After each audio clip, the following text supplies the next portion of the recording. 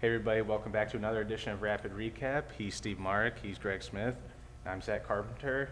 Today, the Huskers held their 10th practice of the spring, their fourth and final open practice with about 25, 30 minutes or so where we got inside Memorial Stadium, and then followed up by Matt Rule, Garrett McGuire, Josh Fleeks, and Isaiah Garcia Castaneda meeting with the media afterward for their post-practice press conference. Initial takeaway, biggest headlines were the spring format, so we probably spring game format, probably start with that.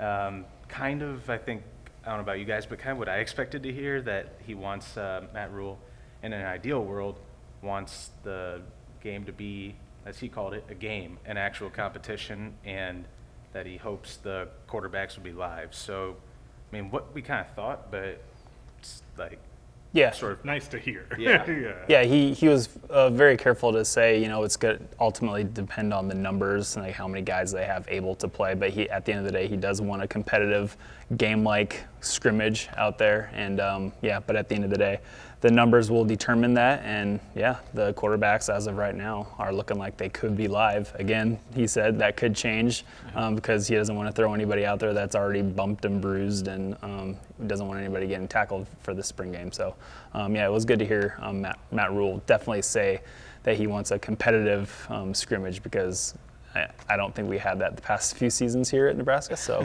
so for the endless people asking us about a spring game format, we got kind of an answer. It comes up all the time, and I think that what Steve just said, though, is why. Because last year's spring game was just, it was weird. Let's just put it that two-hand touch in the first half. Two-hand touch in the They were first tagging half. off.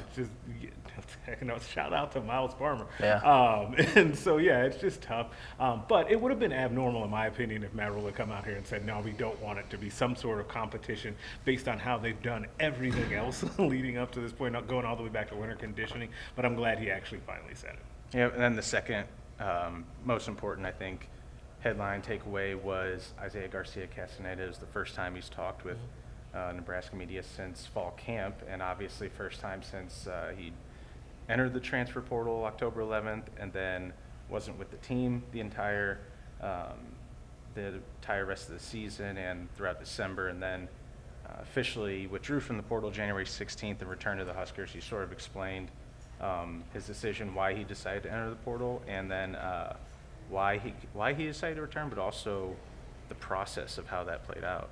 Yeah, I thought it was interesting, him talking about just being a student again, and how weird, as a guy who came to Nebraska with a lot of college experience, like being just a student and not a college football player was probably very weird for him.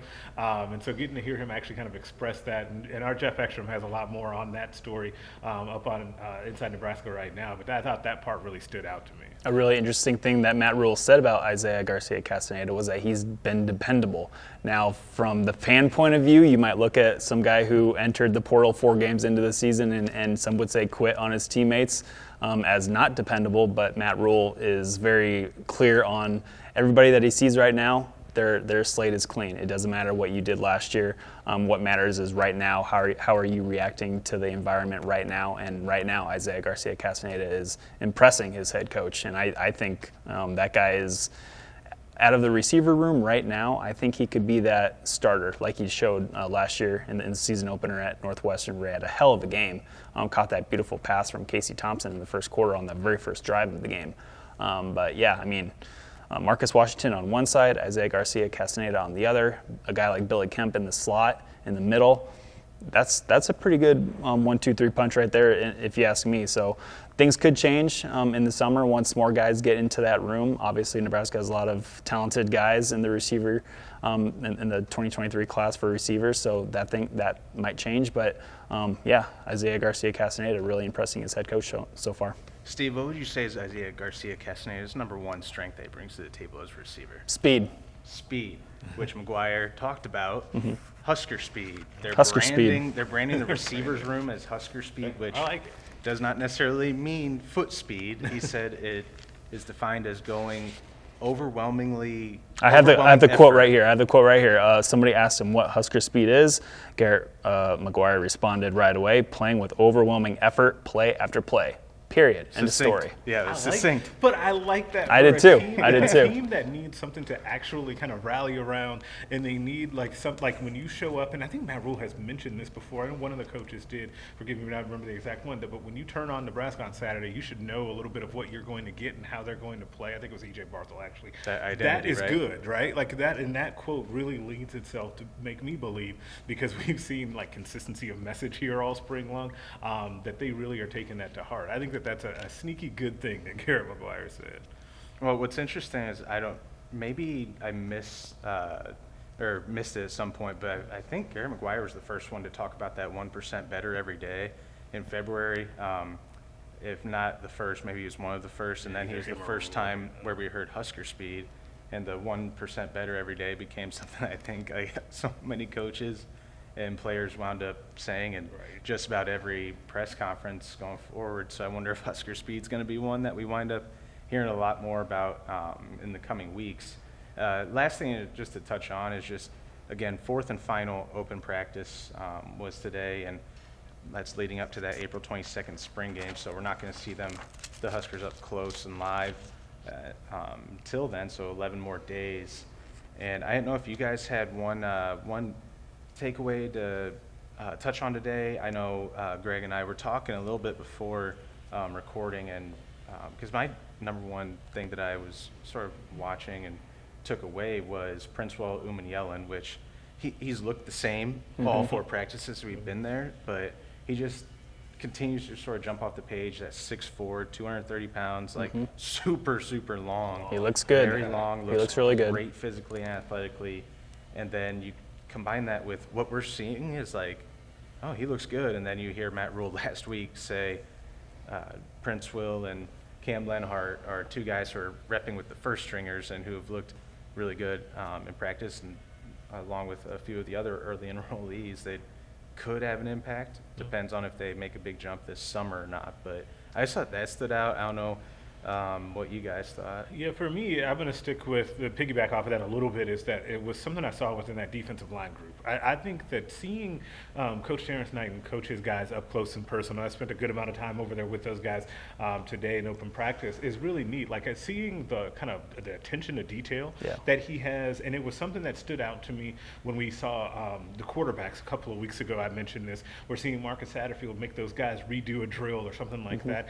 I saw the exact same thing with Coach Knighton as well. He's got what I've kind of said off camera, or maybe the toughest job of anyone on this staff, just because he just doesn't have a lot of material in that room. But if they don't improve, it won't be for a lack of attention to detail. I really like what I see on the practice field out of those guys. And one of those defensive linemen that Terrence Knighton was really working on was Blaise Gunnerson, and that makes sense because Blaise hasn't been out there really all this spring. He's been stuck in that yellow no practice jersey, but he was out there on Tuesday, and he was looking the part physically. I mean, Blaise Gunnerson looks fantastic, as do a lot of players on this team. But to what you said about Terrence Knighton being a tactician and really honing down on the details, there was a point, maybe a 4 or 5 minute period, where Terrence Knighton was just right up next to Blaise Gunnerson and just helping him learn where to put his hands, how to position his shoulders, what the footwork should be. And I thought that was really cool because if you think about it, Terrence Knighton hasn't really had a lot of opportunities to be on a practice field with Blaise Gunnerson. And Blaise Gunnerson is a guy that, could very well fit into that defensive line group at Nebraska right away. I mean, he's shown flashes, but this year seems to be really the season that I think Blaise Gunnerson can really take that step and become a real valuable member of the defensive line for the Huskers. I want to add to that too, is that it's not in a yell at your guys kind of way either. Not at all. It's a very calm, I'm just kind of teaching you and showing you what you need to do, because I know in the case of Gunnerson, you're kind of green at this, right? Like you weren't even playing this position previously, so I just need to show you. And I think that maybe will lend itself to guys taking that really well too. That trust factor will be built up, I think, because of that. And to finish off with a practice jersey color category here. So Blaise Gunnerson, he was in yellow and not practicing for most of the spring, but he was in red and full go today, it looked like. So a trio of other players who were having different colors of jerseys. A.J. Allen, running back A.J. Allen, last time we saw him last week, he was in yellow, not doing much. He was in green today. Matt Rule said he was a little bit limited, didn't do a lot of contact stuff, but he is on his way. Yeah, for a little. Josh Fleeks, last time we saw him, he was in yellow as well. But he was in white and looked full go in the receivers drills, and he talked after practice too. And then Garrett Snodgrass, the inside linebacker from York, Nebraska, he was in yellow last week, but looked in red today, and full go on defense at linebacker. So those were some updates. Yep, and we've got a few more practice observations from this morning. Steve and Jeff had some notes down there, so you can check that out at nebraska.rivals.com. And it's funny you mentioned Terrence Knighton. I noticed just guys like Tony White and Evan Cooper, but Tony White especially is just this like calm, like reserved presence, and him and Knighton are similar, where it's a lot more calm and reserved, but like still teaching and coaching. So Yeah. I feel like they know when to, because we've seen them all yell though. Like I've seen each one of them really get out. Don't get us wrong. They can turn it up. Yeah, don't make it seem like they're just out there like holding hands and stuff like that. Kumbaya. They definitely have gotten after those guys. I mean, we saw Cooper get after some guys today. Oh, yeah. So it's kind of, they do both, right? Like get you a guy that can do both or a coach that can do both, and it works out, I think. Speaking of that, I don't know if you guys noticed, Evan Cooper had kind of a cannon on his right arm when he was throwing. I did see It was that. an opposite hash mark all the way to the left corner. I mean, they were working on interception drills, so every pass he was throwing was an interception. It's not a great touchdown interception ratio or completion percentage, but I kind of noticed that in the background. I was taking a video of Tony White working with the defensive backs. I'm like, oh, okay, Cooper's Got got an a little bit of an arm, so maybe that's something to watch out for. I wonder if he Probably has not. any. Probably not, but I wonder if he has any eligibility left. I don't know. That's Maybe. what He's just young went through too. my mind. It was a DB at Temple, right? I think so. And he's calm presence in the coaching realm. Maybe be calm presence in the Nebraska quarterback room. I mean, South Carolina did it. Yeah. They brought a GA down. I'm sure he's It's telling true. Sap, man. That's true. Let me get a shot. All right. Well, again, that was the wrap up of Huskers' 10th practice and the post-practice press conference.